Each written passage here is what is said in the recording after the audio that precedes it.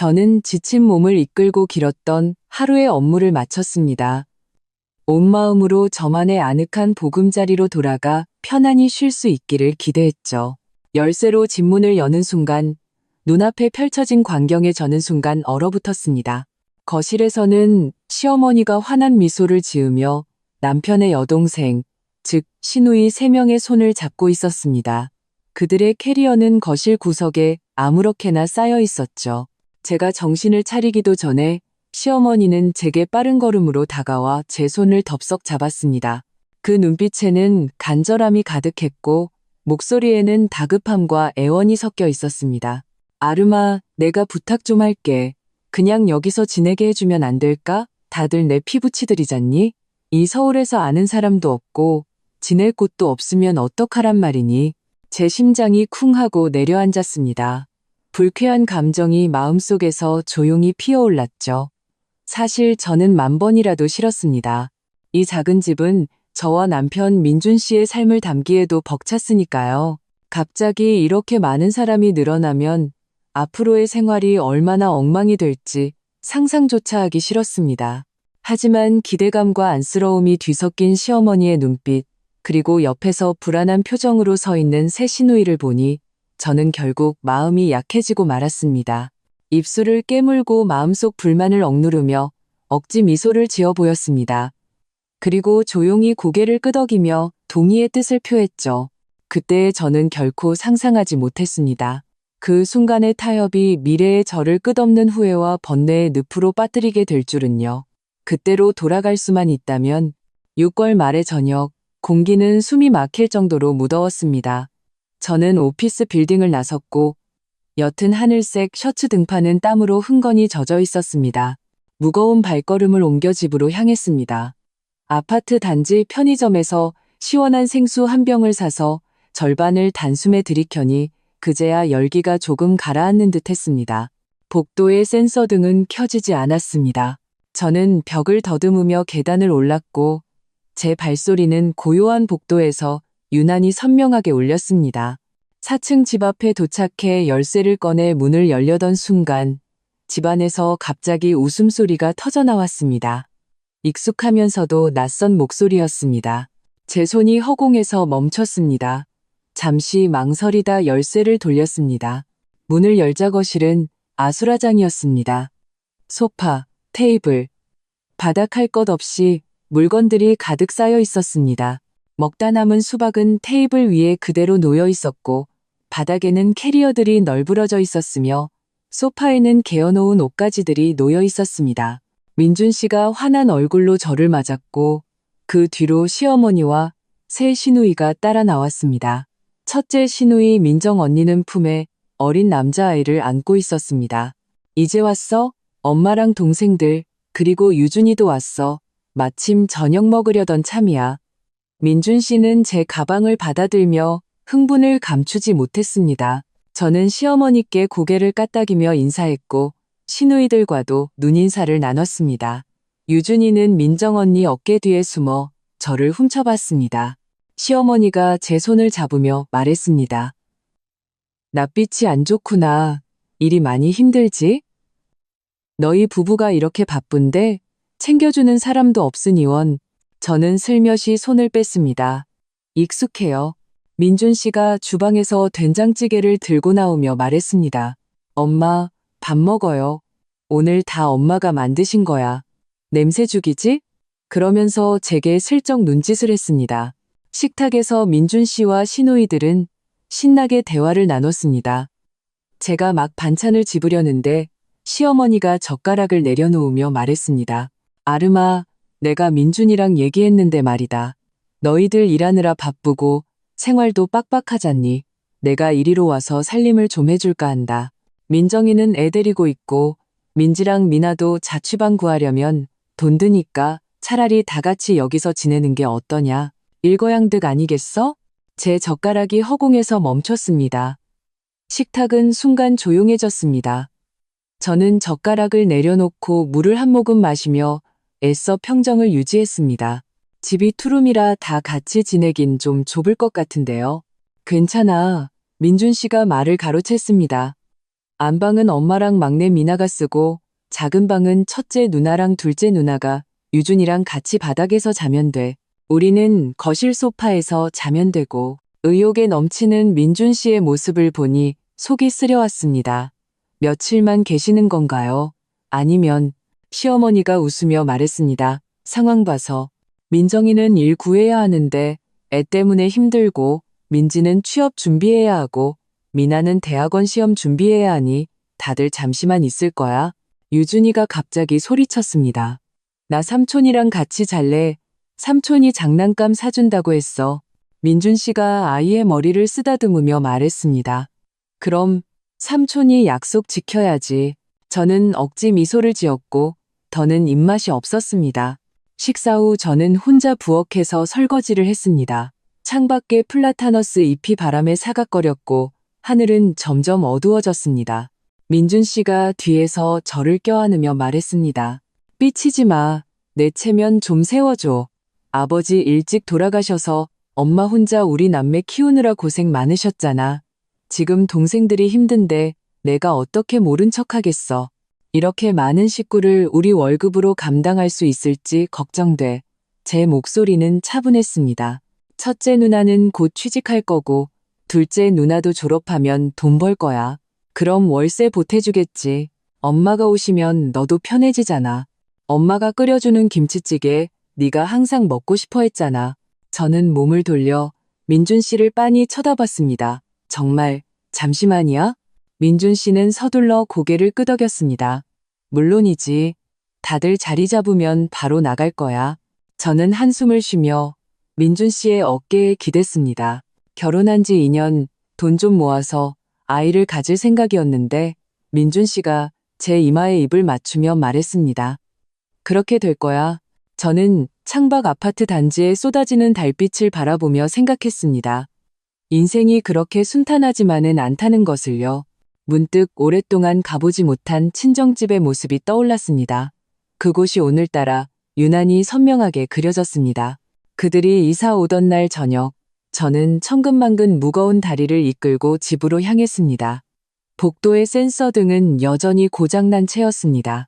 저는 핸드폰 손전등을 켜 계단을 비췄습니다. 차가운 금속 케이스가 손바닥에 닿아 서늘한 기운을 전했습니다.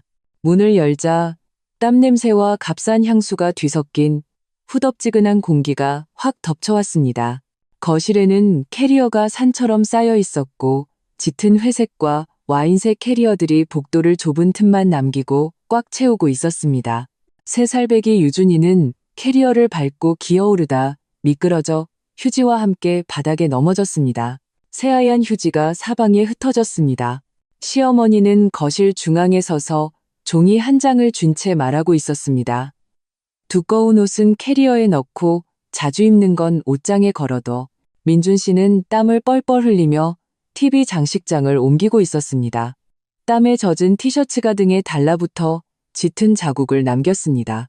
저는 현관에 멍하니 서 있었습니다. 시선은 무심코 벽에 걸린 결혼 사진으로 향했습니다. 사진 속 두 사람은 환하게 웃고 있었습니다. 그때의 거실은 텅 비고 깔끔했는데 지금처럼 어수선하지 않았습니다. 아름이 왔구나. 시어머니는 저를 보자마자 금세 웃는 얼굴로 바뀌었습니다. 우리가 조심조심 정리하고 있으니 너 쉬는데 방해 안 될 거야. 유준이가 비틀거리며 달려와 제 다리를 껴안았습니다. 숙모, 내 로봇 좀 봐요. 저는 기계적으로 입꼬리를 올리며 침실로 향했습니다. 침대에는 낯선 꽃무늬 이불이 깔려 있었고 제 화장품들은 화장대 구석으로 밀려나 있었습니다. 옷장 안의 옷들은 압축된 것처럼 한데 뭉쳐 있었습니다. 셋째 시누이 미나가 화려한 네일아트를 흔들며 다가왔습니다. 새언니, 앞으로 집안일은 제가 다 할게요. 그 말이 제 마음을 더욱 불안하게 했습니다. 밤 9시 좁은 소파에 둘이 끼어 누웠습니다. 민준 씨의 입맞춤이 막 떨어지려던 순간 옆방에서 유준이의 외침이 터져나왔습니다. 엄마, 내 그림 봐. 두 사람은 화들짝 놀라 떨어졌습니다. 민준 씨는 한숨을 쉬며 몸을 일으켰습니다. 저는 얇은 벽을 바라보며 마음이 손뭉치로 꽉 막힌 듯 답답했습니다. 통장 잔고가 바닥나고 있어 이렇게 많은 식구를 어떻게 먹여 살리지? 저는 목소리를 낮췄습니다. 민준 씨가 제 손을 꽉 잡았습니다. 내가 야근 신청할게. 첫째 누나도 월급 받으면 생활비 보태준다고 했어. 저는 냉소했습니다. 그럼 학교 다니는 막내랑 취업 준비하는 둘째는, 그리고 애 키우는 첫째 누나는? 하루하루가 지나면서 생활은 완전히 뒤바뀌었습니다. 새벽 6시 반이면 화장실 앞에 긴 줄이 늘어섰습니다. 밤에 집에 돌아오면 TV 소리와 웃음소리가 귀청을 때렸습니다. 냉장고는 책장 넘기는 것보다 더 빨리 비워졌습니다. 유준이의 장난감은 사방에 널려 있었고 시끄러운 전자음악 소리가 시도 때도 없이 터져나왔습니다. 첫째 시누이 민정 언니는 매달 30만 원만 내놓았습니다. 둘째 민지는 직업이 없었고 막내 미나는 뻔뻔하게 민준 씨에게 돈을 탔었습니다. 어느 날 저는 9시까지 야근을 하고 집에 돌아왔습니다. 문을 열자 거실은 과자 부스러기로 난장판이었고 유준이의 알씨카는 벽에 부딪히며 쿵쿵 소리를 냈습니다. 밥은 솥에 있으니 알아서 데워 먹어. 시어머니는 돌아보지도 않고 말했습니다. 부엌 싱크대에는 기름진 그릇들이 쌓여 있었고 가스레인지 위는 기름때로 새까맸습니다. 밥을 먹고 있는데 미나가 허리를 흔들며 들어왔습니다. 언니, 학교에서 MT 가는데 20만 원만 빌려주면 안 돼? 지난주에 50만 원 줬잖아. 제가 미간을 찌푸렸습니다. 버블티 한 잔에 7천 원이고 문구류도 비싸단 말이야. 미나가 입을 삐죽 내밀었습니다. 새언니가 최고잖아요. 저는 돌아서는 소녀의 뒷모습을 보며 지폐를 쥔 손가락에 힘을 주었습니다. 밥은 이미 다 식어버렸지만 저는 아무 맛도 느낄 수 없었습니다. 그저 마음이 돌덩이를 얹은 듯 무겁기만 했습니다. 찬밥을 두어 숟갈 떴을 때 시어머니가 부엌 문을 밀고 들어왔습니다. 플라스틱 의자가 타일 바닥에 끌리며 귀에 거슬리는 소리를 냈습니다. 시어머니는 의자에 털썩 주저앉았습니다. 냉장고가 텅 비었더라. 내일 마트 좀 가야겠다. 그 말에 제 마음은 더욱 가라앉았습니다. 저는 젓가락을 내려놓고 가방에서 50만 원을 꺼내 건넸습니다. 시어머니는 돈을 받자 2번이나 세어보고 나서야 주머니에 찔러 넣었습니다. 걱정 마라. 아낄 건 아끼고 쓸 건 써야지. 민준이 몸보신하게 갈비도 좀 사고 유준이가 원숭이처럼 말랐으니 닭볶음탕도 좀 해줘야겠다. 저는 고개를 끄덕일 수밖에 없었습니다. 어머님이 알아서 하세요. 시어머니가 나가자마자 저는 바로 핸드폰 은행 앱을 켰습니다. 화면에 찍힌 숫자가 제 눈을 찔렀습니다. 1억이 넘던 예금이 한 달 만에 4분의 1이 사라졌습니다. 아이를 가지려던 계획은 이제 물거품이 되었습니다. 민준 씨에게 카톡을 보냈지만 돌아온 것은 짧은 답장뿐이었습니다. 멍하니 있는데 유준이가 문틈으로 고개를 내밀었습니다. 할머니가 아이스크림 사려면 돈 필요하대요. 저는 또 2만 원을 꺼내주었습니다. 아이가 환호하며 달려나가는 모습을 보며 거실에서 소파에 늘어져 드라마를 보는 시누이들과 해바라기 씨를 까먹는 시어머니, 그리고 거침없이 질주하는 유준이의 장난감 차를 보았습니다. 저는 접이식 의자를 가져와 구석에서 노트북을 켜고 업무를 처리했습니다. 키보드 소리는 TV 소리에 완전히 묻혀버렸습니다. 새벽 1시 민준 씨가 드디어 집에 돌아왔습니다. 제가 소파에 웅크리고 잠든 것을 보고 그는 조용히 담요를 덮어주었습니다. 저는 그 기척에 잠에서 깼습니다. 왔어? 회사에 급한 일이 있어서 미안. 민준 씨의 몸에서는 찬 기운이 느껴졌습니다. 저는 몸을 바로 세웠습니다. 민준 씨, 돈 문제에 대해 얘기 좀 해야겠어. 이대로 가다가는 반년도 못 버텨. 아파트 대출금에 관리비에 7식구 먹고 사는 비용까지. 민정 언니가 내는 30만 원으로는 턱도 없어. 민지도 일자리를 알아봐야 하고 미나는 돈을 너무 헤프겠어. 미나는 아직 학생이잖아. 민준 씨가 제 말을 끊었습니다. 그래도 이번 주에만 70만 원을 가져갔어. 저는 목소리를 낮췄습니다. 유준이한테 들어가는 돈도 만만치 않아.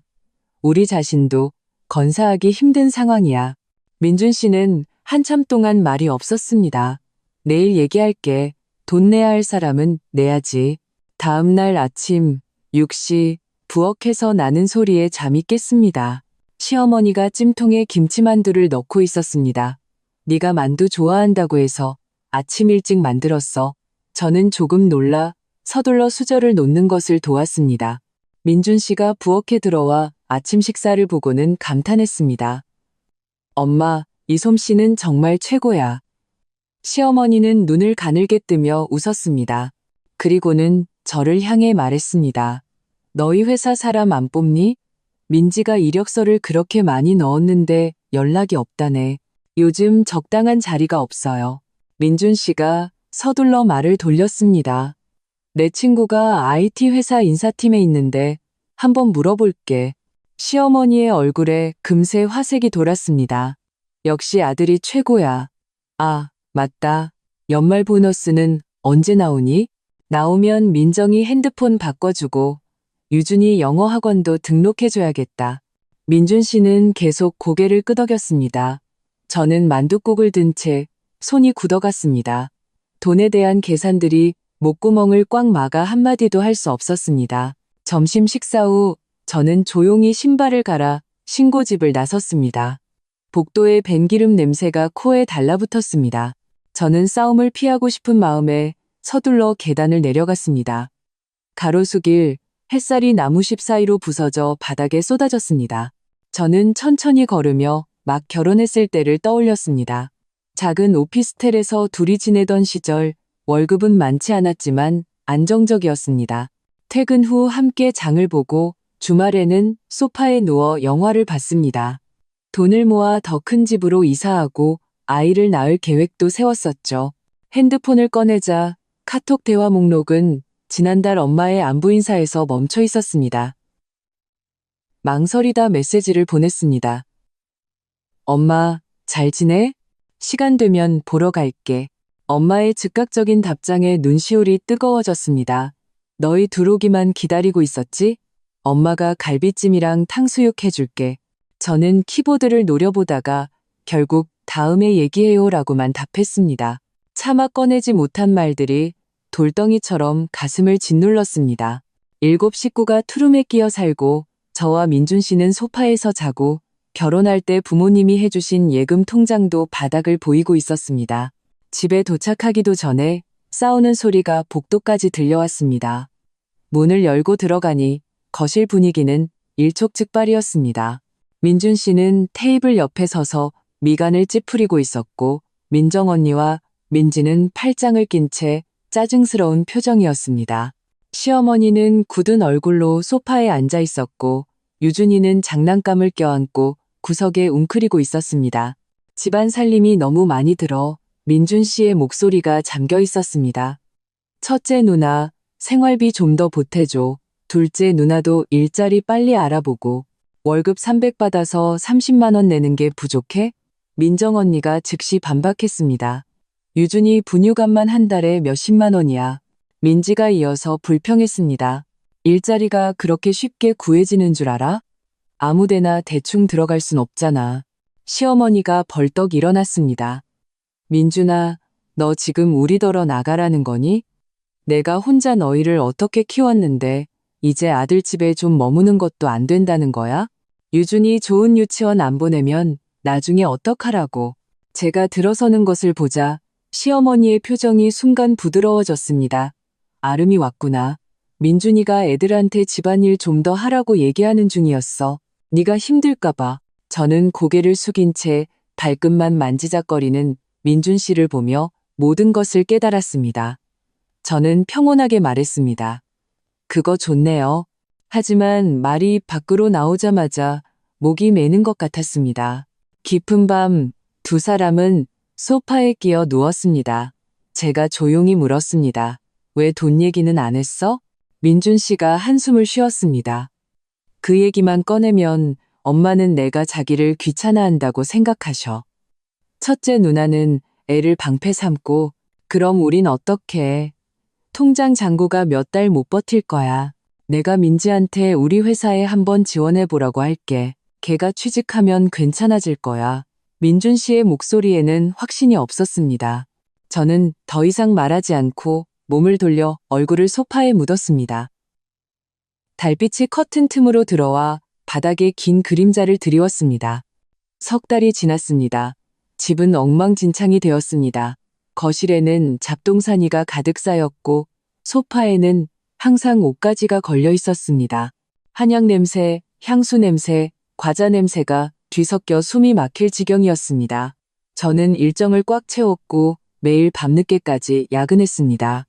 그 숨막히는 집으로 돌아가기가 두려웠고 끝이 보이지 않는 날들이 더 두려웠습니다. 토요일 새벽 5시 반, 복도의 센서 등은 여전히 켜지지 않았습니다. 저는 벽을 더듬으며 아래층으로 내려갔습니다. 발치의 미나가 어젯밤 버린 배달음식 상자가 채였고 시큼한 냄새가 코를 찔렀습니다. 아침 식당에서 풍겨오는 콩나물 국밥 냄새에도 입맛이 없었습니다. 저는 곧장 은행으로 들어갔습니다. ATM 기기에서 나오는 차가운 공기가 금속 냄새와 함께 저를 감쌌습니다. 화면이 켜졌을 때 제 손가락은 비밀번호 키패드 위에서 2초간 멈칫했습니다. 계좌 잔액은 1억 5, 230만 원에서 897만 6천 원으로 줄어 있었습니다. 석 달 만에 1억 원이 넘는 돈이 사라진 것입니다. 거래 내역에 찍힌 3건의 이체 기록이 제 눈을 찔렀습니다. 미나에게 300만 원, 민지에게 500만 원, 그리고 민정 언니에게는 무려 0만 원이었습니다. 손안에서 핸드폰이 진동했습니다. 민준 씨의 목소리에는 잠이 묻어 있었습니다. 왜 이렇게 일찍 일어났어? 내 동생들한테 보낸 800만 원 어떻게 된 거야? 저는 ATM 기기에 기댄 채 제 목소리가 떨리는 것을 느꼈습니다. 전화기 저편은 반분 동안 침묵했습니다. 미나 등록금 내야 했고 민지는 취업 준비하느라 돈이 필요했고 첫째 누나는 선볼 때 써야 했어. 그래서 나한테는 숨기고 돈을 보낸 거야? 그 돈 우리 아이 가지려고 모은 돈이잖아. 상황이 급했어. 다시는 이런 일 없을 거야. 오늘 저녁에 확실히 얘기할게. 저는 전화를 끊었습니다. 은행 유리창 밖으로 흔들리는 플라타너스 그림자를 보았습니다. 저녁에 집에 돌아오자마자 문을 열자 감자칩 냄새와 땀 냄새가 확 풍겨왔습니다. 시어머니는 다리를 꼬고 해바라기 씨를 까먹고 있었고 시누이들은 소파에 늘어져 핸드폰을 보고 있었습니다. 유준이의 드론은 테이블 위를 아슬아슬하게 날아다녔습니다. 아름이 생일이라고 우리가 해물찜 사주기로 했어. 민준 씨가 침실에서 나오며 억지 미소를 지었습니다. 해물찜 필요 없어. 저는 가방을 테이블 위에 내려놓았습니다. 우리 돈 800만 원이 어디로 갔는지 알고 싶어. 거실은 갑자기 조용해졌습니다. 민준 씨의 미소가 얼굴에 굳었습니다. 시어머니가 미간을 찌푸렸습니다. 민준이 돈을 민준이가 알아서 쓰겠다는데 뭐가 문제야? 그건 우리 공동재산이에요. 저는 새 시누이를 향해 돌아섰습니다. 말해봐요. 그 돈 다 어디에 썼어요? 유준이 유치원비 내고 선볼 때 입을 옷 샀어. 민정 언니가 아이를 안아들었습니다. 자취방 구하고 면접용 정장 샀어. 민지가 고개를 숙인 채 핸드폰만 만지작거렸습니다. 등록금 내고 새 핸드폰 샀어. 미나의 목소리가 점점 작아졌습니다. 시어머니가 벌떡 일어났습니다. 가족끼리 서로 돕는 건 당연한 거 아니니? 너만 유별나게 구는구나. 저는 민준 씨랑 결혼했지. 시댁 식구 전체를 부양하려고 결혼한 게 아니에요. 목이 메어왔습니다. 제 삶을 결정할 권리는 저한테 있어요. 너희 형편에 무슨 애를 낳겠다고. 시어머니가 비웃었습니다. 유준이도 박씨 집안 핏줄이야. 유준이가 갑자기 울음을 터뜨렸습니다. 민정 언니가 저를 쏘아보며 말했습니다. 애 놀라게 하는 것 좀 봐. 민준 씨는 안절부절 못하며 손을 비볐습니다. 오늘 생일이잖아. 할 얘기 있으면 내일 하자. 아니, 됐어. 저는 침실로 들어갔습니다. 옷장을 열자 캐리어가 바닥으로 굴러떨어지는 소리가 조용한 거실에서 유난히 선명하게 울렸습니다. 그것은 마치 어떤 무언의 작별 인사 같았습니다. 저는 의자를 밟고 올라가 옷장 맨 위에서 회색빛이 도는 파란색 캐리어를 꺼냈습니다. 모서리에 붙어있던 제주도 신혼여행 수화물 태그의 귀퉁이가 너덜너덜해져 빛바랜 추억처럼 보였습니다. 저는 옷을 하나하나 정리했습니다. 낡아서 하얗게 바른 청바지, 보풀이인 양모 스웨터, 그리고 엄마가 사주신 빨간 잠옷까지 네모반듯하게 접어 캐리어에 넣었습니다. 벽에 걸린 웨딩드레스 사진은 따뜻한 빛을 발하고 있었습니다. 사진 속 제주도에서의 두 사람은 얼마나 환하게 웃고 있었던가. 그때 민준 씨가 제 귓가에 속삭였던 평생이라는 말이 지금은 아득하게만 들렸습니다. 저는 액자를 떼어내 손끝으로 유리를 어루만졌습니다. 그리고는 힘껏 액자를 뒤집어 옷까지 더미 속에 쑤셔 넣었습니다. 창밖에 플라타너스 잎이 사각거렸습니다. 하늘이 어두워지고 있었습니다. 결혼할 때 엄마가 통장을 쥐어주시던 모습이 떠올랐습니다. 속상한 일 있으면 언제든 집으로 와라. 그 말이 지금은 마치 예언처럼 들렸습니다. 캐리어 바퀴 소리가 거실의 소란을 갈랐습니다. 반쯤 누워있던 시어머니의 몸이 굳었고 미나의 핸드폰이 쿠션 위로 떨어졌습니다. 유준이는 고개를 내밀어 저를 훔쳐봤습니다. 민준 씨가 현관 앞을 막아서며 달려왔습니다. 그의 이마에는 땀이 송골송골 맺혀 있었습니다. 아름아, 어디 가려고? 친정에. 저는 캐리어 손잡이를 꽉 쥐었습니다. 금속 손잡이가 얼음처럼 차가웠습니다. 머리 좀 식혀야겠어. 돈 문제는 내가 내일 바로 해결할게. 앞으로는 다 내 말 들을게. 민준 씨가 손을 뻗어 막으려 했지만 제가 피했습니다. 이건 돈 문제가 아니야. 저는 민준 씨의 흔들리는 눈을 똑바로 쳐다봤습니다. 당신이 계속해서 선을 넘었기 때문이야. 내가 이 집에서 영원히 이방인처럼 느껴졌기 때문이야. 시어머니가 벌떡 일어나 슬리퍼로 바닥을 탁탁 쳤습니다. 설날 대목에 이게 무슨 짓이야. 민준이 얼굴에 똥칠을 하려는 거지? 우리가 너한테 뭘 그렇게 잘못했는데. 민준 씨가 시어머니를 향해 손을 내저었고 다시 저를 설득하려 했습니다. 오늘 내 생일이잖아. 밥 먹고 얘기하자. 나 피곤해. 제 목소리는 평온했습니다. 우리 이 결혼을 계속할 수 있을지 생각해봐야 할 것 같아. 저는 민준 씨를 지나쳐 갔습니다. 캐리어가 타일 바닥 위에서 귀에 거슬리는 소리를 냈습니다. 민준 씨가 갑자기 제 손목을 낚아챘습니다. 말은 끝까지 하고 가. 이거 놔. 제가 발버둥 치자 손목이 빨갛게 부어올랐습니다. 나는 당신 마음대로 할 수 있는 물건이 아니야. 은혜도 모르는 거. 시어머니가 발을 동동 굴렀습니다. 우리가 와서 도와줬더니 죄인이 됐네. 아들은 뭐해? 저걸 안 맞고. 하지만 이어진 민준 씨의 행동은 시어머니를 완전히 무너지게 했습니다. 민준 씨는 제 손목을 놓더니 벽에 기댄 채 얼굴을 감쌌습니다. 시어머니가 달려가 그의 팔을 잡아 끌었습니다. 내 아내를 안 맞고 뭐 하는 거야? 엄마, 아름이 좀 가게 내버려둬요. 민준 씨의 목소리가 손가락 사이로 새어나왔습니다. 거실은 창밖에 플라타너스 입소리가 들릴 정도로 조용해졌습니다. 저는 민준 씨의 떨리는 등을 바라보았습니다. 지난 3년간의 서러움이 한꺼번에 밀려왔습니다. 시어머니가 처음 왔을 때 억지로 버텼던 일, 통장 잔고가 사라진 것을 발견했을 때의 절망감, 그 모든 것이 지금 가슴을 짓눌렀습니다. 시어머니의 얼굴이 새빨개졌습니다. 그녀는 유리컵을 집어 바닥에 내던졌습니다. 파편이 유준이 발치로 튀었고 아이는 와락 울음을 터뜨렸습니다. 마누라었더니 애미는 버리는구나. 그녀는 유리 조각을 밟으며 민준 씨의 이마를 손가락으로 찔렀습니다. 내가 너 업고 병원 가던 날 눈보라 속에서 3번을 넘어져도 너를 놓지 않았어. 민정 언니가 서둘러 유준이를 감쌌고 민지와 미나는 그 자리에 얼어붙었습니다. 미나는 슬그머니 새 핸드폰을 바지 주머니 속으로 밀어넣었습니다. 민준 씨가 손을 내렸습니다. 그의 눈은 새빨갰습니다. 엄마, 아름이 말이 맞아요. 우리 아이 가지려고 모은 돈 다 써버렸잖아요. 돈 없으면 애 못 낳아? 시어머니가 날카롭게 소리쳤습니다. 유준이도 잘만 크는데 서울 아가씨들은 유난히 유별나다니까. 유준이는 첫째 누나 아이잖아요. 민준 씨의 목에 핏대가 섰습니다. 지난달에 아파트 대출금도 못 갚을 뻔했어요. 아름이가 동료한테 돈 빌린 거 아세요? 그 말에 모두가 얼어붙었습니다.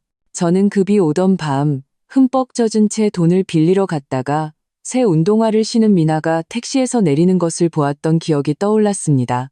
시어머니는 주저앉아 통곡하기 시작했습니다. 민정 언니와 민지가 서둘러 달랬습니다. 미나는 손을 등 뒤로 더욱 깊숙이 숨겼습니다. 주머니에는 새로 산 립스틱이 들어 있었습니다. 민준 씨가 구겨진 월급 명세서를 꺼냈습니다. 제 월급 450만 원이에요. 세금 떼고 나면 380만 원 남아요. 아름이는 돈 아끼려고 3년 동안 새 옷 한 벌 안 샀어요. 그의 목소리가 메었습니다. 제 눈에서도 눈물이 떨어졌습니다. 사고 싶었지만 참았던 원피스가 떠올랐습니다. 할인 쿠폰으로 특가 상품을 샀을 때 타박받던 모습도 생각났습니다. 아름아, 기다려. 민준 씨가 침실로 뛰어들어가 지출 내역이 빼곡히 적힌 노트를 들고 나왔습니다. 이 돈 내가 다 갚을게. 엄마랑 동생들은 내일 당장 내보낼게. 시어머니가 다시 발끈했지만 민준 씨는 더 이상 물러서지 않았습니다. 지난 석 달 동안 집안일은 전부 아름이가 했어요. 저는 허리를 숙여 캐리어를 들었습니다. 민준 씨가 따라오며 말했습니다. 가지마. 제발. 내가 잘못했어. 우리 둘 다 머리 좀 식히자. 저는 그의 시선을 피했습니다. 립스틱을 숨기는 미나와 핸드폰만 들여다보는 민지를 보자 마음이 칼로 베이는 듯했습니다. 계단을 내려가는 동안에도 등 뒤에서는 싸우는 소리가 계속 들렸습니다. 택시에 오르자 엄마에게서 온 카톡 메시지가 저를 완전히 무너뜨렸습니다. 힘들면 그냥 돌아와. 핸드폰 화면이 밝게 빛났습니다. 엄마의 그 힘들면 그냥 돌아와라는 6글자는 가볍게 떠다녔지만 마치 무거운 망치처럼 제가 억지로 버티고 있던 모든 체면을 산산조각 냈습니다. 집에 돌아오니 엄마는 따뜻한 국 한 그릇을 내어주셨습니다. 아무것도 묻지 않으셨습니다. 아빠는 소파에 앉아 연거푸 담배를 피우셨습니다. 재떨이는 금세 가득 찼습니다. 아빠가 화나셨다는 것을 알았습니다. 민준 씨에게도 그리고 제 미련함에도 화가 나신 거겠죠? 저는 그릇을 든 채 뜨거운 김에 눈이 시큰거렸습니다. 머릿속에서는 거실에서의 그 장면이 계속해서 반복되었습니다. 민준 씨의 붉어진 눈시울, 얼굴을 감쌌을 때 떨리던 어깨, 그리고 마지막 그 한마디, 아름아, 기다려. 그 순간 저는 마음이 약해졌다는 것을 인정해야 했습니다. 지난 3년간의 인내는 결국 그의 그 한마디, 그가 제 편에 서주기를 기다렸던 것이 아니었을까요? 그는 마침내 그렇게 했습니다. 비록 제가 캐리어를 끌고 문 밖으로 나가려는 마지막 순간이었지만요. 그가 지출 내역이 빼곡한 노트를 꺼내 들었을 때 그는 마치 마침내 자신의 잘못을 인정하는 아이 같았습니다. 그는 돈을 갚겠다고 했습니다. 시어머니와 동생들을 내일 당장 내보내겠다고 했습니다. 이 모든 것은 제가 꿈속에서 수없이 바랐지만 감히 입 밖으로 꺼내지 못했던 말이었습니다. 주머니 속 핸드폰이 윙윙 울렸습니다. 보지 않아도 민준 씨라는 것을 알았습니다. 저는 핸드폰을 꺼내 무음으로 바꾸고 침대 머리맡에 던져두었습니다. 화면은 그의 초조한 이름과 함께 계속해서 밝아졌습니다. 피곤했습니다. 정말로 피곤했습니다. 너무 오랫동안 팽팽하게 당겨진 활시위처럼 이제는 완전히 긴장을 풀고 싶었습니다. 아무것도 생각하고 싶지 않았습니다. 뜬 눈으로 밤을 새웠습니다. 다음 날 아침, 저는 다크서클이 짙게 내려온 채 아래층으로 내려갔습니다. 엄마는 이미 아침 식사를 준비해 두셨습니다. 아빠의 표정은 여전히 굳어 있었습니다. 그는 제 앞에 이혼 서류 한 통을 밀어놓았습니다. 서명해라. 내가 사람 보내서 얘기할게. 아빠의 목소리는 차갑고 단호했습니다. 저는 서류 위에 나란히 적힌 서아름과 박민준이라는 두 이름을 보며 심장이 보이지 않는 손에 꽉 쥐어지는 듯한 기분을 느꼈습니다. 핸드폰 화면에는 수십 통의 부재중 전화와 수많은 카카오톡 메시지가 떠 있었습니다. 아름아, 제발 전화 좀 받아. 걱정돼. 엄마랑 동생들은 이미 내보냈어. 내가 호텔 잡아줬어. 정말이야. 집에 지금 나 혼자야. 정말 조용해. 바닥에 깨진 유리도 내가 다 치웠어. 돌아와줘. 우리 다시 시작하자. 아름아, 내가 잘못했어. 정말 잘못했어. 제발 한 번만 기회를 줘. 모든 메시지가 꿀을 바른 칼날처럼 제 가장 연약한 곳을 찔렀습니다. 저는 심지어 민준 씨가 이 메시지들을 보낼 때의 모습을 상상할 수 있었습니다. 초췌하고 후회에 가득 차 눈에는 핏발이 서 있는 모습. 그는 정말로 잘못을 뉘우쳤을까요? 그는 정말로 변할까요? 엄마가 제 핸드폰을 낚아채듯 가져가 빠르게 대화 내용을 훑어보셨습니다. 그리고는 코웃음을 치셨습니다. 남자들 말이란 어제는 왜 저렇게 말하지 않았대? 네가 집을 나가고 나서야 이런 애절한 쇼를 벌이는구나. 엄마, 제 목소리가 잠겨 있었습니다. 너는 가만히 있어. 엄마는 핸드폰을 제게 돌려주셨습니다. 네가 알아서 잘 생각해. 이번에 마음 약해져서 돌아가면 다음에는 피눈물 흘릴 일만 남을 거야. 저는 당연히 알고 있었습니다. 하지만 3년의 정을 어떻게 수도꼭지처럼 잠그라면 잠글 수 있을까요? 저는 민준 씨의 프로필 사진을 눌렀습니다. 우리의 결혼 사진이었습니다. 사진 속 우리는 그렇게나 달콤하게 웃고 있었는데 그때 그는 제 부모님 앞에서 평생 저에게 잘하겠다고 맹세했었습니다. 도대체 언제부터 모든 것이 변질된 걸까요? 제가 넋을 놓고 있을 때 새로운 메시지 알림이 떴습니다. 민준 씨가 아니었습니다. 모르는 번호였습니다. 무심코 열어본 메시지 내용은 이랬습니다. 새언니, 집에 와요. 오빠가 미쳐가요. 설날에 이게 뭐예요? 동네 창피하게. 발신인은 박미나였습니다. 새 운동화를 신고 주머니에 새 립스틱을 숨기고 제 앞에서 슬그머니 핸드폰을 주머니에 찔러 넣던 바로 그 박미나. 제 심장이 쿵 하고 내려앉았습니다. 이 메시지의 어투는 이상했습니다. 사과의 기미는 전혀 없었고 오히려 거만한 태도로 타이르는 듯했습니다. 별일도 아닌 걸로 소란 피우지 마요라는 뉘앙스의 그 두 글자가 바늘처럼 날카롭게 저를 찔렀습니다. 제 어젯밤의 붕괴와 절망이 그녀에게는 그저 철없는 소동으로 보였던 것입니다. 만약 민준 씨가 말한 대로 그들을 단호하게 내보냈다면 미나의 태도가 이럴 수 있을까요? 부끄러워하거나 적어도 저를 더 이상 건드리지 말아야 하는 것 아닐까요? 이상한 직감이 차가운 뱀처럼 제 척추를 타고 올라왔습니다. 저는 핸드폰을 들고 베란다로 나가 민준 씨에게 전화를 걸었습니다. 전화는 거의 받자마자 연결되었습니다. 아름아, 드디어 내 전화를 받아주는구나. 민준 씨의 목소리는 기쁨에 넘쳤지만 깊은 피로와 잠긴 목소리가 섞여 있었습니다. 어디야? 내가 갈게. 저는 그의 질문을 무시하고 얼음처럼 차가운 목소리로 말했습니다. 내 동생이 나한테 카톡 보냈어. 전화기 저편이 순간 조용해졌습니다. 그 잠깐의 정적은 어떤 소란보다도 제 마음을 불안하게 만들었습니다. 걔가 뭐라고 했는데?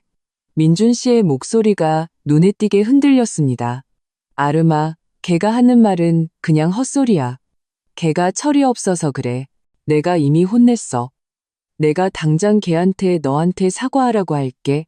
그의 반응은 너무나 빨랐고 너무나 격렬했습니다. 마치 꼬리를 밟힌 고양이처럼 관계를 서둘러 부정하려는 듯 했습니다. 가족의 잘못으로 인해 진심으로 미안해하는 사람의 첫 반응은 부끄러움과 사과여야 합니다. 하지만 그의 반응은 공포였습니다. 그는 무엇을 두려워하는 걸까요? 저는 핸드폰을 꽉 쥐었습니다. 손톱이 살을 파고들었습니다. 미친 생각이 제 머릿속을 지배했습니다. 저는 도박을 하기로 결심했습니다. 걔가 말하더라. 저는 제 목소리가 최대한 평온하게 아무런 감정도 담지 않은 것처럼 들리도록 노력했습니다. 너희들이 전부 짜고 친 거라고. 어젯밤 그 쇼 전부 다 나보라고 연기한 거라고. 제가 말을 마치고 숨을 참았습니다. 전화기 저편에서는 길고 숨막히는 침묵이 흘렀습니다. 억울함에 대한 분노도 오해에 대한 다급함도 아니었습니다. 계획이 들통난 후 아무 말도 할 수 없는 공백이었습니다. 끝났구나. 제 마음속에서 어떤 목소리가 말했습니다. 그가 마음을 돌렸을지도 모른다는 한 줌의 희망이 이 순간 산산조각 났습니다. 아름아, 아니야. 네가 생각하는 그런 게 아니야. 민준 씨가 마침내 입을 열었습니다. 그의 목소리는 메말랐고 헛된 몸부림으로 가득했습니다. 나는 그냥 너를 잃는 게 너무 두려워서 어떻게 해야 할지 몰랐어. 그의 목소리는 울먹이기 시작했습니다. 어제였다면 저는 가슴이 찢어지도록 아팠을 겁니다. 하지만 지금은 위장이 뒤틀리는 듯한 역겨움만 느껴졌습니다. 울음도 무기가 될 수 있다는 것을 깨달았습니다. 저는 아무 말도 하지 않고 그대로 전화를 끊었습니다. 차가운 벽에 기댄 채 저는 바닥에 주저앉았습니다. 창밖의 햇살은 저렇게나 좋은데 저는 온몸이 추웠습니다. 뼛속까지 시릴 정도로요. 저는 영화를 돌려보듯 어젯밤의 가족대전의 모든 세부 사항을 머릿속에서 되짚어보기 시작했습니다. 모든 사람의 표정, 모든 말 한마디, 모든 행동 하나하나. 연기라는 전제가 성립되자 모든 불합리했던 부분들이 순식간에 가장 합리적인 설명으로 맞춰졌습니다. 시어머니의 난동, 유준이 발치로 튀었던 유리컵 조각, 그로 인해 터진 아이의 울음, 얼마나 완벽한 혼란이었던가. 모든 부자연스러움을 덮기에 충분한 혼란. 그녀의 울음은 감정의 폭발이 아니라 연기를 완벽하게 하기 위한 장치였습니다. 민준 씨의 대의를 위해 친족을 버리는 비장미를 돋보이게 하기 위한 배경이었죠. 마누라였더니 애미는 버리는구나. 그녀가 민준 씨의 이마를 찌르던 그 손가락. 힘 조절은 얼마나 정확했고 각도는 얼마나 절묘했던가. 마치 수없이 연습한 것처럼 민정 언니와 민지의 어색한 만류, 미나가 슬그머니 숨기던 새 핸드폰. 그들은 방관자가 아니었습니다. 그들은 엑스트라였습니다. 그리고 민준 씨, 제 남편은 이 거대한 연극의 남자 주인공이었죠. 그가 벽에 기댄 채 얼굴을 감쌌던 것은 고통 때문이 아니라 감정을 조절하며 다음 연기를 준비하기 위함이었습니다. 그가 시어머니에게 외쳤던 우리 아이 가지려고 모은 돈 다 써버렸잖아요. 그건 참회가 아니었습니다. 첫 번째 폭탄을 던져 제 감정을 폭발시키고 제가 거액의 지출에 대한 배신감에 빠져 다른 것을 생각할 겨를이 없게 만들기 위함이었습니다. 그가 꺼내든 구겨진 월급 명세서, 그가 울먹이며 말했던 아름이는 3년 동안 새 옷 한 벌 안 샀어요. 얼마나 감동적이고 얼마나 자상했던가. 그가 그의 가족을 비난하고 있었을까요? 아니요. 그는 저에게 제 헌신을 기억하고 있다고 상기시키고 있었습니다. 그는 저에게 유리 조각이 섞인 사탕을 먹이고 있었던 겁니다. 가장 클라이맥스는 그가 침실로 뛰어들어가 가져온 그 노트였습니다. 저는 똑똑히 기억합니다. 그는 아름아, 기다려 라고 말하고는 뛰어들어갔습니다. 그는 찾으러 간 것이 아니라 가지러 간 것이었습니다.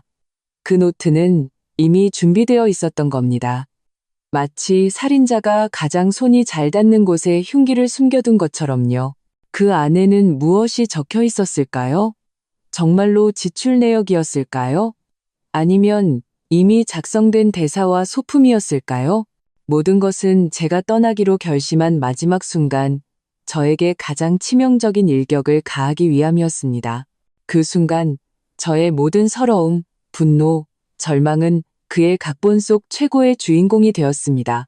제가 슬프게 울수록 그의 연기가 얼마나 성공적이었는지를 증명하는 셈이었죠. 그는 제 마음 약함을 정확히 계산했고 이 집에 대한 저의 마지막 미련을 꿰뚫어 보았습니다. 그는 저를 바보 취급했습니다. 아니, 바보만도 못하게 여겼습니다. 저는 관객이 아니었습니다. 저는 그들의 연극에서 자신이 연기하고 있다는 사실조차 모르는 유일한 배우였습니다. 영문도 모른 채 그들의 거짓된 줄거리에 감정을 조종당하는 광대였습니다. 지난 3년 저는 아끼고 아껴서 제 월급으로 그들 가족의 욕망을 채워주었습니다. 저는 민준 씨가 그저 나약하고 우둔할 정도로 효심이 깊다고 생각했습니다. 저는 완전히 틀렸습니다. 그는 나약한 것이 아니라 이익 공동체의 핵심이었습니다. 그는 무능한 가장이 아니라 수완 좋은 설계자였습니다. 그는 온정과 사랑으로 저를 붙잡아두고 가족들이 거머리처럼 제 피를 빠는 것을 묵인했습니다. 이 시스템이 저의 이탈로 붕괴될 위기에 처하자 그는 탕하의 귀환이라는 연극을 연출했습니다. 더 낮은 비용으로 저의 회심을 이끌어내려 했던 것입니다. 결국 연기 한 편 하는 것이 정말로 그의 엄마와 새 여동생을 쫓아내는 것보다 비용이 훨씬 저렴하니까요. 심지어 엄마랑 동생들은 내일 당장 내보낼게라는 말조차 정교하게 설계된 화술이었습니다. 오늘 안 내보내고 내일 내보낸다. 그 내일은 언제일까요? 영원히 오지 않을 그날이겠죠. 제가 마음 약해져 집으로 돌아가기만 하면 그는 수많은 핑계를 댈 수 있습니다. 엄마 몸이 안 좋다. 동생이 아직 일자리를 못 구했다. 저를 설득할 핑계는 얼마든지 있을 겁니다. 저는 핸드폰을 들어 미나가 보낸 메시지를 다시 보았습니다. 새언니, 집에 와요. 오빠가 미쳐가요. 설날에 이게 뭐예요? 동네 창피하게.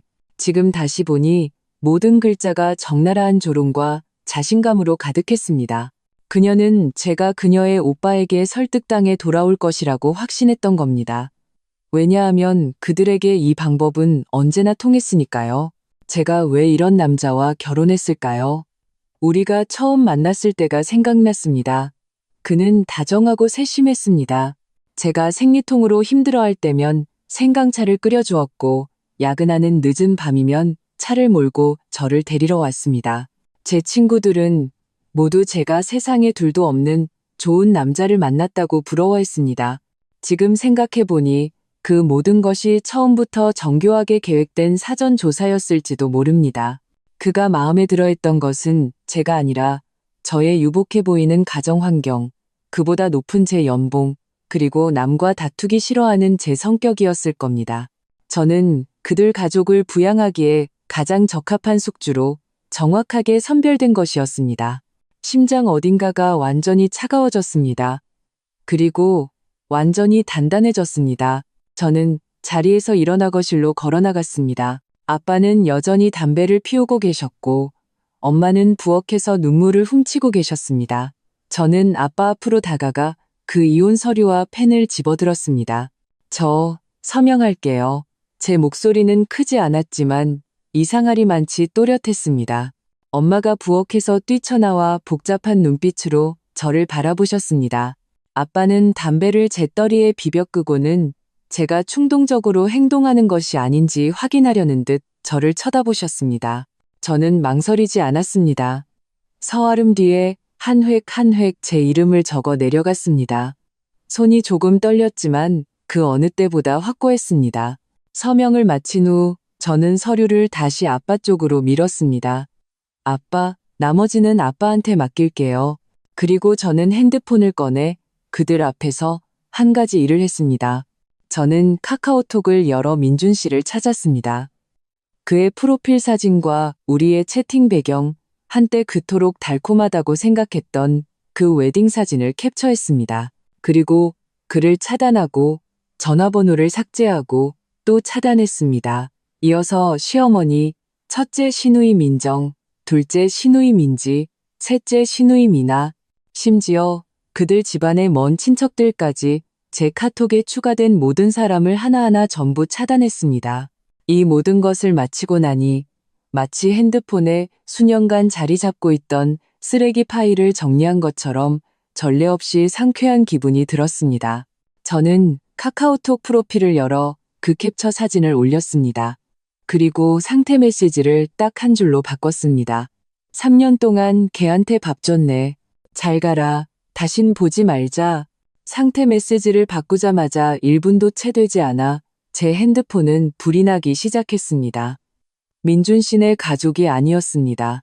그들은 이미 제가 차단 목록이라는 쓰레기장으로 던져버렸으니까요. 우리의 공통된 친구들, 제 직장 동료들, 그리고 오랫동안 연락이 없던 대학 동창들이었습니다. 카톡 알림음이 카톡 하고 마치 불붙은 폭죽처럼 쉴 새 없이 울렸습니다. 아름아, 민준 씨랑 무슨 일이야? 싸웠어? 헐, 너 프로필 메시지 무슨 뜻이야? 헤어졌어? 서아름, 너 괜찮아? 보면 바로 연락 줘. 엄마가 다가와 계속해서 밝아지는 제 핸드폰 화면을 보며 미간을 찌푸렸습니다. 아름아, 프로필에 그렇게 쓰는 건 너무 매정한 거 아니니? 민준 씨랑 그래도 부부였는데 나중에 얼굴 붉힐 일 생기면 어쩌려고. 엄마, 저는 핸드폰 화면을 껐습니다. 세상이 순간 조용해졌습니다. 제가 다시 그 사람을 볼 생각이 있었다면 이런 메시지를 올리지도 않았을 거예요. 저는 엄마를 바라보았습니다. 엄마의 눈빛에는 걱정과 이해할 수 없다는 표정이 가득했습니다. 엄마는 아빠와 마찬가지로 민준 씨네 가족이 탐욕스럽다는 것만 알 뿐 그 온화한 가면 아래에 어떤 차가운 독사가 숨어 있는지는 모르셨습니다. 그가 오늘 탕하의 귀환을 연기할 수 있다면 내일은 두 번째 연극을 펼칠 수 있습니다. 제가 한 번이라도 마음이 약해지면 그 진흙탕에서 영원히 빠져나오지 못할 겁니다. 저는 가방에서 다른 예비 핸드폰을 꺼냈습니다. 몰래 사둔 몇 가지를 저장해두기 위한 전용 핸드폰이었습니다. 저는 암호화된 앨범을 열었습니다. 그 안에는 제가 지난 3년간 미나, 민정 등과 나눈 카톡 대화 캡처가 있었습니다. 새언니, 엄마가 안마의자 하나 마음에 들어 하시는데 1200만 원이래. 언니가 좀 사주면 안 돼? 미리 드리는 어버이날 선물이라고 생각하고. 새언니, 나 요즘 돈이 없는데 새로 나온 핸드폰 너무 갖고 싶다. 언니 보너스 받았잖아? 새언니, 오빠가 언니 연말 보너스 6천만 원 받았다고 하던데 나 남자친구랑 유럽 여행 가고 싶은데 좀 보태주면 안 돼? 돌아올 때 선물 사올게. 하나하나, 한 건 한 건. 예전에는 사람 사는 정이라고 가족 간의 도움이라고 생각했던 것들이 지금 다시 보니 글자 하나하나가 너라는 현금 인출기는 이제 돈을 뱉어낼 시간이야 라고 말하는 것 같았습니다. 가장 웃긴 것은 새언니로 시작하는 모든 요구의 끝에는 항상 비슷한 말이 붙어 있었다는 겁니다. 오빠도 아는 일이야. 오빠가 나더러 물어보라고 했어. 오빠가 언니는 분명히 동의할 거라고 했어. 저는 핸드폰을 엄마에게 건넸습니다. 보세요. 이게 엄마의 좋은 사위와 그가 길러낸 좋은 여동생들이에요. 엄마는 한 줄 한 줄 내려가며 읽으셨고 얼굴색은 걱정에서 경악으로 다시 경악에서 분노로 바뀌었습니다. 핸드폰을 쥔 엄마의 손이 떨렸습니다. 이럴 수가, 어떻게 이럴 수가 있어. 민준이, 걔도 알고 있었단 말이니? 알고 있었을 뿐만 아니라 총감독이었죠. 저는 핸드폰을 다시 가져오며 마치 남의 이야기를 하듯 평온하게 말했습니다. 우리 집은 무대고 그들 가족은 배우였어요. 저는 영문도 모른 채 계속 돈만 내는 관객이었고요. 아빠는 계속 말이 없으셨습니다. 자리에서 일어나 제 곁으로 오셔서 제 어깨를 두드려 주셨습니다. 아빠의 손바닥은 넓고 건조하며 사람을 안심시키는 힘이 있었습니다. 잘했다. 아빠는 딱 3마디만 하셨습니다. 그리고는 서재로 돌아가시며 말씀하셨습니다. 나머지 일은 내가 처리할게. 너는 아무것도 신경 쓰지 말고 집에서 푹 쉬어라. 저는 알았습니다. 아빠가 처리하겠다고 하시면 그건 단순히 서류를 제출하는 것으로 끝나지 않을 거라는 것을요. 아빠의 인맥과 수완은 민준 씨가 상상하는 것보다 훨씬 더 막강했습니다. 저는 제 방으로 돌아왔습니다. 제가 결혼하기 전 20년 넘게 살았던 그곳, 분홍색 벽지, 하얀색 책상, 모든 것이 제 소녀 시절 그대로였습니다. 저는 침대에 몸을 던졌습니다. 3년의 결혼 생활은 기괴한 악몽 같았습니다. 이제 꿈에서 깼습니다. 저는 푹 잘 수 있을 거라고 생각했습니다. 하지만 머릿속에서는 영화처럼 민준 씨의 얼굴이 계속해서 재생되었습니다. 저에게 애원하던 그의 눈물, 저를 안아주던 그의 온기, 사랑해라고 말하던 그의 다정한 목소리, 전부 다 가짜였습니다. 이인지는 배신 그 자체보다 더 사람을 서늘하게 만들었습니다. 바로 그때 아래층에서 쿵쿵쿵 하고 문을 두드리는 소리가 들렸습니다. 거칠고 다급하며 거절을 용납하지 않겠다는 듯한 광기가 서려 있었습니다. 이어서 민준 씨의 그 익숙하면서도 역겨운 목소리가 들렸습니다. 방화문을 사이에 두고도 히스테리컬하게 들렸습니다. 아름아, 서아름, 문 열어. 너 안에 있는 거 다 알아. 말은 끝까지 하고 가. 네 프로필 메시지 무슨 뜻이야? 엄마의 당황한 목소리가 들렸습니다. 박서방, 지금 뭐 하는 겐가? 계속 문 두드리면 나 경찰에 신고할 걸세. 어머님, 아름이 좀 나오라고 하세요. 우리 부부 일에 끼어들지 마세요. 서아름, 너 당장 나와. 저는 자리에서 일어나 창가로 다가갔습니다. 커튼을 살짝 젖히자 아래층에 민준 씨의 차가 동출입구 앞에 주차되어 있었습니다. 길의 절반을 막고 있었죠. 그는 제가 사준 회색 캐시미어 코트를 입고 머리는 헝클어져 있었으며 눈은 핏발이 서 있었습니다. 마치 격분한 야수 같았습니다. 그는 여전히 연기하고 있었습니다. 아내에게 무정하게 버림받아 미쳐버린 남편을 연기하고 있었죠.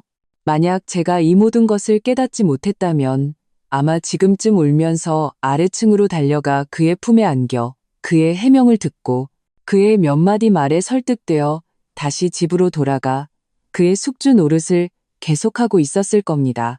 아쉽게도 만약은 없었습니다. 저는 핸드폰을 들어 침착하게 112에 전화를 걸었습니다. 네, 여보세요.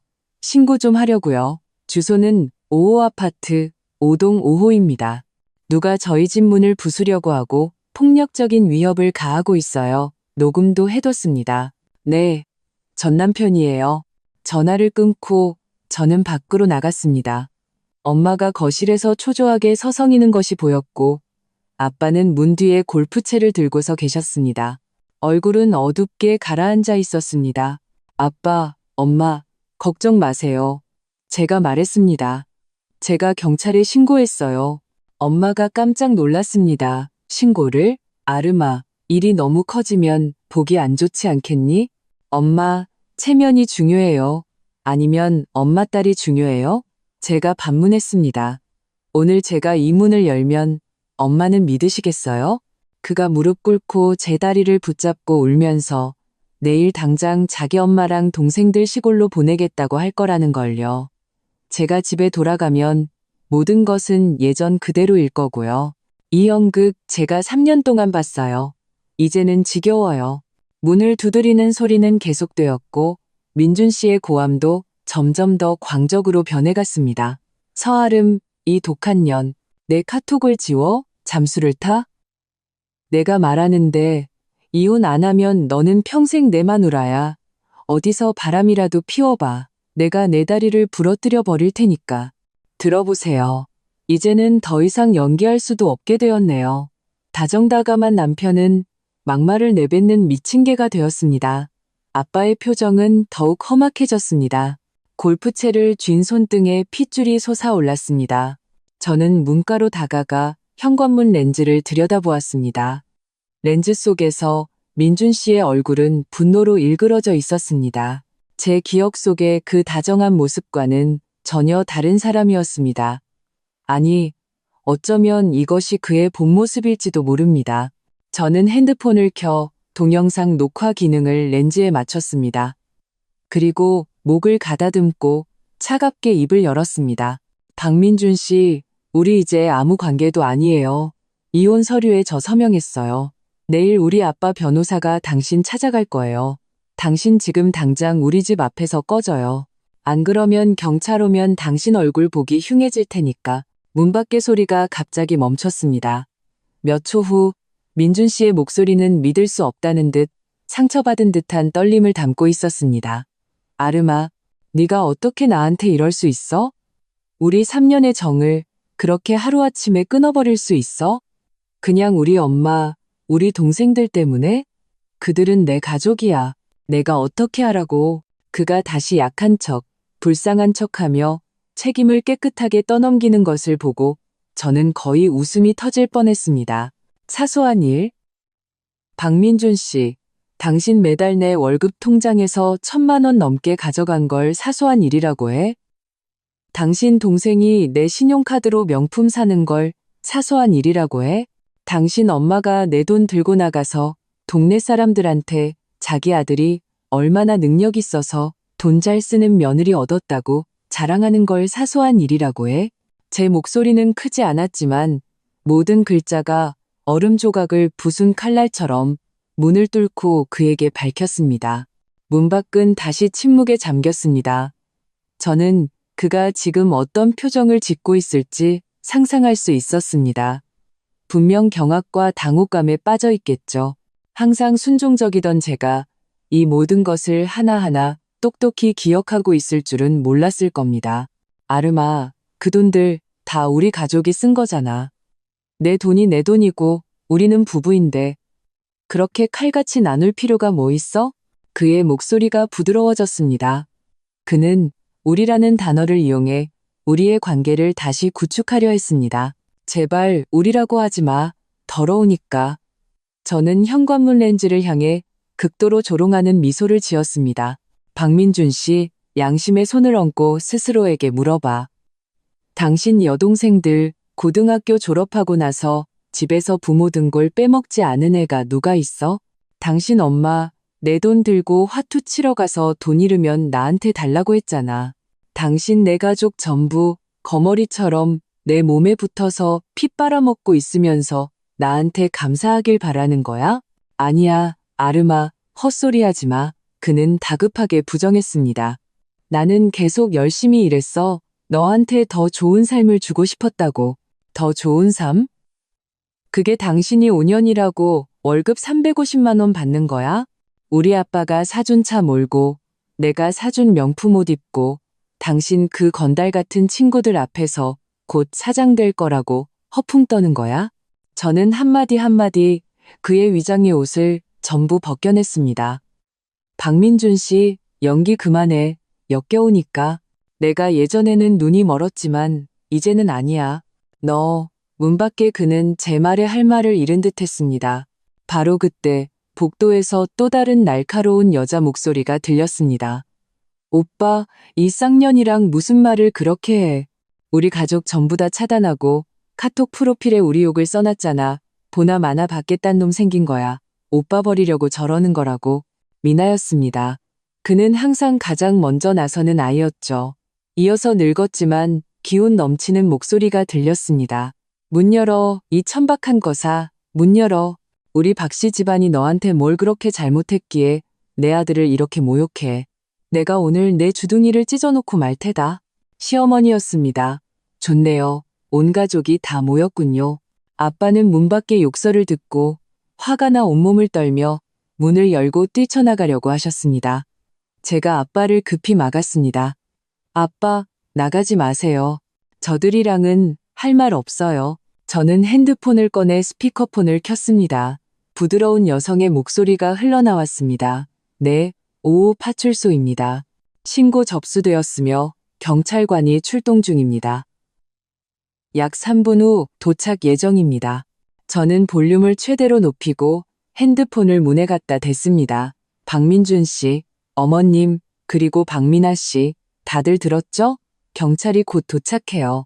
소란죄로 경찰서에서 설날 보내고 싶으세요? 문 밖의 욕설이 갑자기 멈췄습니다. 몇 초 후 미나의 불만 가득한 목소리가 다시 들렸습니다. 경찰? 누구를 겁죠? 부부싸움에 경찰은 신경도 안 써. 그래? 제가 비웃었습니다. 그럼 한번 시험해보지, 뭐. 어차피 우리 변호사가 당신들이 폭력적으로 문 두드리고 신변 위협한 녹음 파일 전부 백업해뒀어.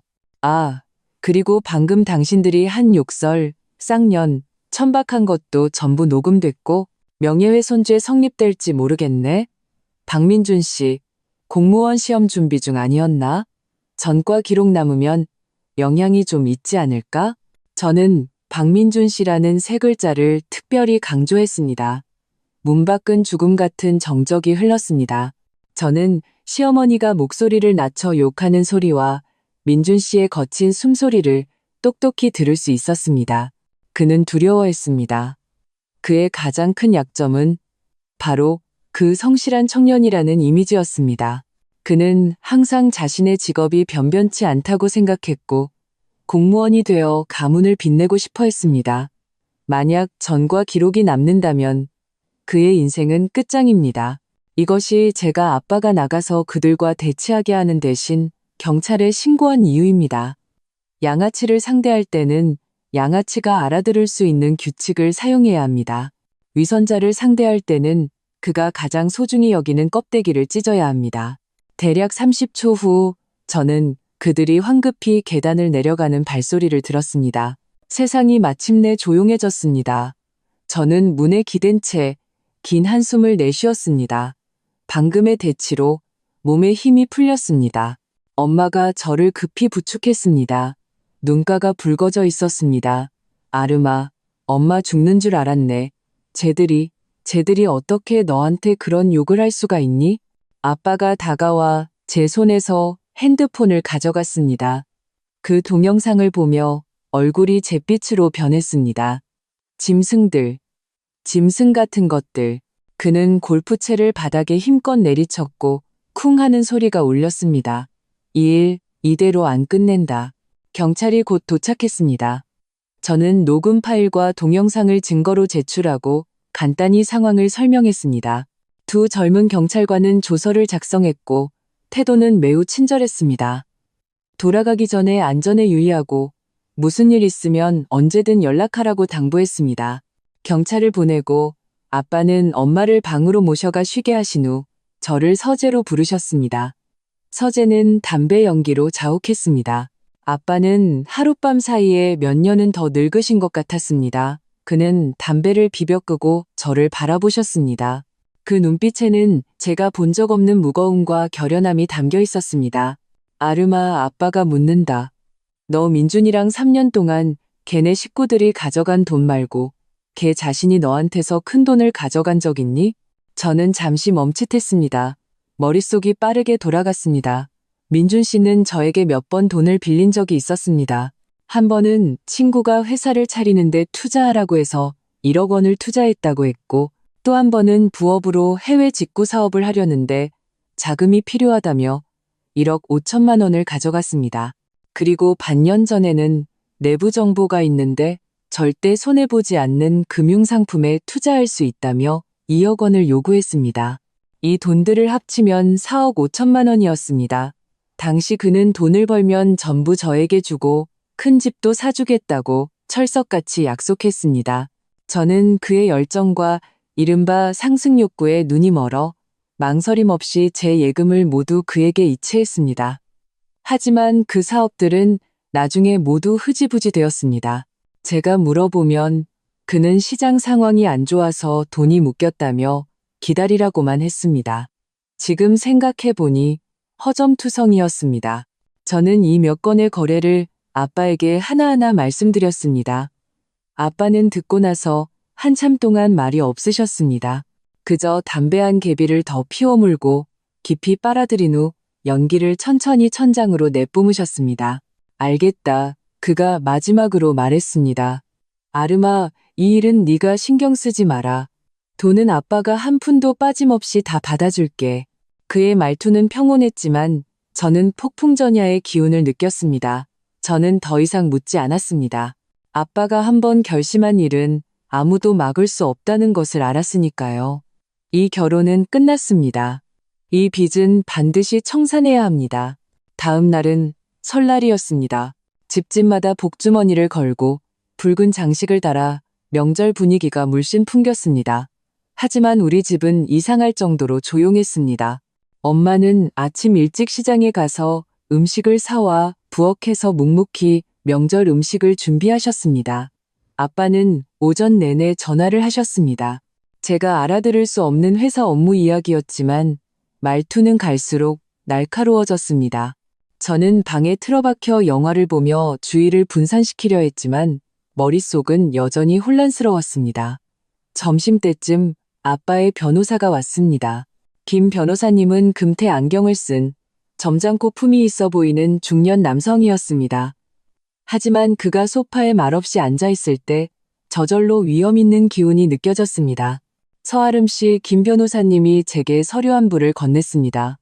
저희가 제공해 주신 정보를 바탕으로 작성한 추가 합의서입니다.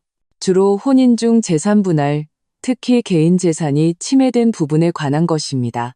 저는 서류를 받아 빠르게 훑어보았습니다. 서류에는 제가 민준 씨에게 빌려준 4억 5천만 원과 명확한 기록이 있는 그의 가족들이 가져간 약 5억 원, 총 9억 5천만 원이 남편 측의 혼인 중 아내 개인 재산 불법 점유로 명시되어 있었고 전액 반환 및 상응하는 이자를 지급할 것을 요구하고 있었습니다. 그가 동의할까요? 제가 물었습니다. 김 변호사님이 미소를 지었습니다. 안경 너머의 눈이 날카롭게 빛났습니다. 동의하게 될 겁니다. 그가 말했습니다. 저희가 재미있는 것들을 좀 찾아냈거든요. 그는 서류 가방에서 다른 서류를 꺼냈습니다. 박민준 씨가 투자했다고 주장한 그 해외 직구 사업은 실제로는 온라인 도박 사이트였습니다. 우리는 당신의 1억 5천만 원이 모두 그곳으로 들어갔다고 믿을 만한 이유가 있습니다. 그가 말한 친구 회사 투자는 그 친구가 불법 자금 모집으로 반년 전에 입건되었습니다. 박민준 씨는 초기 참여자로서 일찍 빠져나왔지만 완전히 깨끗하지는 않습니다. 그리고 그 절대 손해보지 않는다는 금융상품은 김 변호사님의 입꼬리가 차갑게 올라갔습니다. 완벽한 폰지 사기였습니다. 당신의 2억 원이 이체된 다음 날 박민정이라는 계좌로 이체된 것을 확인했습니다. 박민정 씨는 그의 큰 누나 맞죠? 저는 온몸에 피가 머리로 쏠리는 것을 느꼈습니다. 손발은 차가웠지만 심장은 불타는 것 같았습니다. 그랬구나. 처음부터 투자 같은 건 없었고 상승 욕구 같은 것도 없었습니다. 처음부터 끝까지 사기극이었습니다. 그들 온 가족이 공모하여 저를 상대로 정교하게 계획한 사기극. 저는 민준 씨가 그저 나약하고 우둔할 정도로 효심이 깊고 가족에게 발목 잡혔다고 생각했습니다. 틀렸습니다. 그는 발목 잡힌 것이 아니라 그가 바로 주범이었습니다. 그는 사랑과 결혼을 위장하고 투자와 부업을 핑계로 저를 그의 금고처럼 여기며 그와 그의 가족이라는 기생충들을 배불리 먹여 살렸습니다. 그래서 제 목소리가 떨리는 것을 들었습니다. 저는 그를 빈털터리로 내쫓을 수 있을 뿐만 아니라 그가 먹은 것을 모두 토해내게 할 수 있다는 거군요. 그뿐만이 아닙니다. 김 변호사님이 안경을 고쳤었습니다. 서아름 씨, 만약 당신이 문제 삼기를 원하신다면 이 증거들은 사기죄로 그에 대한 형사소송을 제기하기에 충분합니다. 금액이 크기 때문에 유죄가 확정되면 그는 최소 10년 이상의 징역형에 처해질 겁니다. 10년. 저는 김 변호사님을 그의 평온하고 전문적인 얼굴을 바라보았습니다. 제 머릿속에는 민준 씨의 때로는 다정하고 때로는 흉포했던 얼굴이 스쳐 지나갔습니다. 그를 감옥에 보낸다. 이 생각이 들자마자 마치 덩굴처럼 제 마음속에서 미친 듯이 자라났습니다. 아니, 아직 부족해.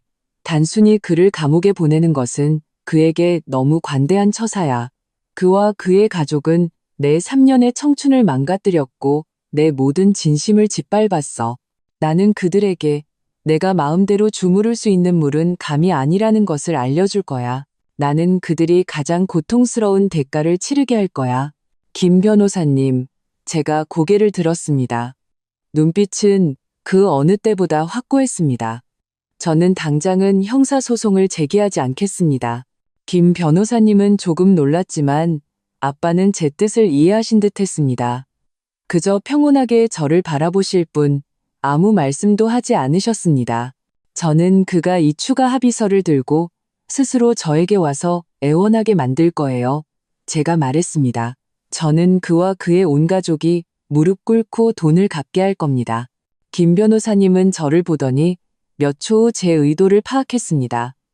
그는 웃었습니다. 재미있군요.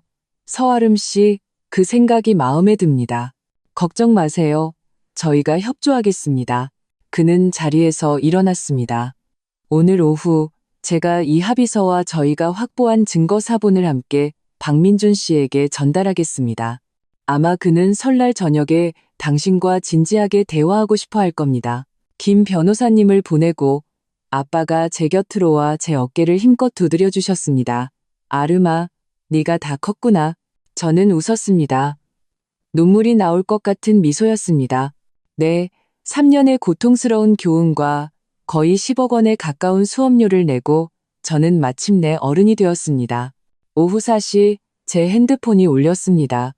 모르는 번호였습니다. 저는 전화를 받았지만 아무 말도 하지 않았습니다. 전화기 저편에서는 긴 침묵이 흘렀습니다. 억눌린 거친 숨소리만 들려왔습니다. 아르마, 민준 씨였습니다. 그의 목소리는 쉬어 있었고 피곤했으며 어제의 그 오만함과 광기는 더 이상 없었습니다. 우리 한번 만날 수 있을까? 안 돼. 저는 단호하게 거절했습니다. 아르마, 제발. 그의 목소리에는 애원이 섞여 있었습니다. 한 번만 만나줘. 너한테 할 말이 많아. 합의서. 합의서는 봤어. 우리 얘기할 수 있어. 네가 원하는 거 내가 다 줄게. 그래? 제가 비웃었습니다. 내 목숨을 원하는데 줄 수 있어? 전화기 저편은 다시 죽음 같은 정적이 흘렀습니다. 아르마, 이러지 마. 우리 그래도 부부였잖아. 닥쳐. 저는 그의 말을 날카롭게 끊었습니다. 박민준, 너는 나한테 부부라는 두 글자를 언급할 자격이 없어. 너는 그냥 사기꾼이야. 온 가족을 이끌고 와서 결혼 사기를 친 사기꾼. 아니야, 난 아니야. 그는 다급하게 부정했습니다. 그 투자들, 나는 정말로 돈을 벌고 싶었어. 그냥 운이 나빴을 뿐이야. 운이 나빴다고? 제가 반문했습니다. 운이 나빠서 내 돈을 내 큰누나 계좌로 이체했어? 박민준, 너 정말 내가 바보인 줄 알아? 전화기 저편은 완전히 조용해졌습니다. 저는 그가 지금 잿빛 얼굴을 하고 있을 거라고 짐작했습니다. 그는 자신이 완벽하게 일을 처리했다고 생각했지만 우리 아빠가 그의 밑바닥까지 다 파헤칠 줄은 몰랐을 겁니다. 박민준, 너한테 하루의 시간을 주겠어. 저는 더 이상 그와 실랑이하지 않고 최후 통첩을 내렸습니다. 내 가족 전부 데리고 9억 5천만 원을 모아 원금과 이자 한 푼도 빠짐없이 내일 오후 4시까지 내 계좌로 입금해. 그렇지 않으면 법원 소환장이랑 경찰 출두 요구서를 받게 될 거야. 9억 5천만 원. 그가 비명을 질렀습니다.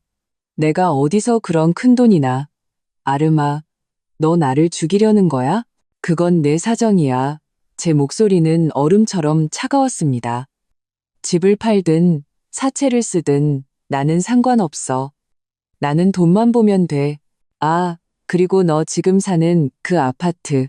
계약금 우리 아빠가 내주셨고 등기부등본에는 우리 둘 이름으로 되어 있어. 네가 돈 안 갚으면 그 아파트도 너는 한 푼도 못 가져가. 서아름, 너 정말 독하구나. 그는 마침내 마지막 위장까지 벗어던지고 욕설을 퍼부었습니다. 더 독한 것도 있는데 제가 느긋하게 말했습니다. 너 공무원 되고 싶어 했지? 만약에 내가 내 그 영광스러운 투자 기록들을 증거랑 같이 감사원에 보내고 네가 지원한 기관에 보내면 어떻게 될까? 네가 감히. 그의 목소리에는 공포가 가득했습니다. 내가 감히 할 수 있는지 없는지 지켜봐. 저는 말을 마치고 그대로 전화를 끊었습니다. 그리고 차단했습니다. 세상은 다시 조용해졌습니다.